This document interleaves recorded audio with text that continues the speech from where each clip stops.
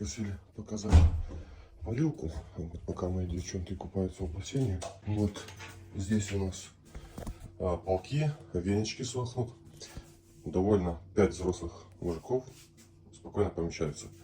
За температурой следим мы на 2 разных уровнях. Здесь соль и в принципе комфортно паримся.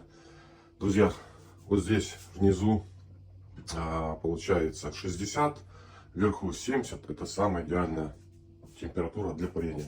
Под веничек пока подали.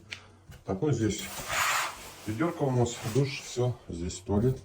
Ну и в этой зоне спокойно размещается 10 человек взрослых. Плюс в том, что баню можно использовать как гостевой домик.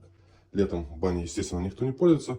Приехали гости, диванчик, пожалуйста, расположились. Мини-кухня есть, туалет есть, душ есть, пожалуйста. Также имеется один шкафчик небольшой, второй. То есть здесь у нас полотенца, халаты, шапочки. Ну, этот шкаф для белья у нас.